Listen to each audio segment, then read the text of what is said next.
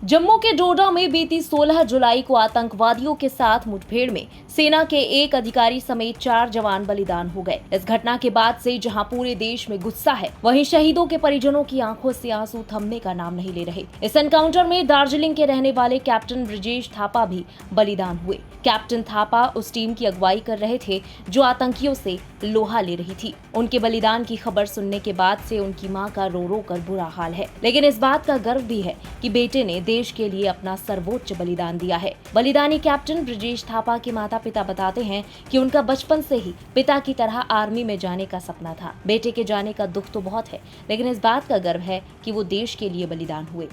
क्या बोल सकते हैं हमें, क्या रिएक्शन तो क्या हो सकता है ना। हमें अपने बेटा को गुम ही कर दिया। अभी तो आएगा भी नहीं कभी वो वापस। तो कब पता चला आपको? कल रात को पता चला 11 o'clock को।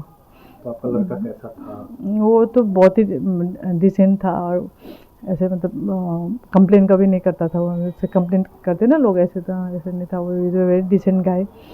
तो जैसे तो उसको आर्मी में जाना भी था, उसको बता भी रखा था हम लोग ने कि आर्मी में ज़्यादा लाइफ टफ होता है। क्योंकि उसने देखा हुआ है अपने पापा को।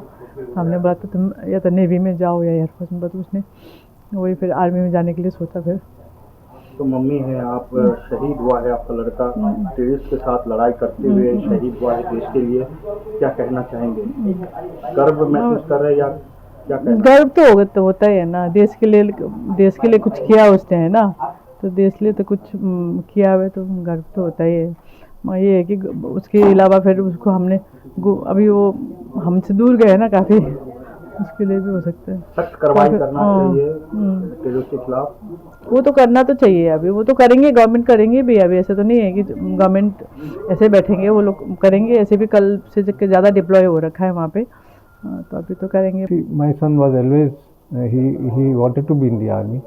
Right from his childhood, he used to, I said he used to wear my army dress and go around, and he used to feel good. And even after he done his engineering, he takes his BTech, but still he was bent on going to the army only. And he did not. He was so much into that he wanted to go to the army. I feel proud that my son has done something for our nation and for the security of the nation. And but only thing is that we will be missing him for the rest of our life. That is the only sad part that we have. Otherwise, I am happy that he's given his life for the country. गौरतलब है कि बीते सोमवार रात सेना को सूचना मिली कि जंगली इलाके में आतंकवादी छिपे हैं। कैप्टन थापा की अगुवाई में ही सेना की एक टीम वहां पहुंची। सेना और आतंकवादियों के बीच मुठभेड़ शुरू हुई, जो कि मंगलवार तक चलती रही। इस एनकाउंटर में ब्रिजेश थापा समेत 4 जवान बलिदान हुए। हालांकि आतंकवादी अंधेरे का फायदा उठाते हुए पहाड़ी इलाके से भागने में कामयाब रहे।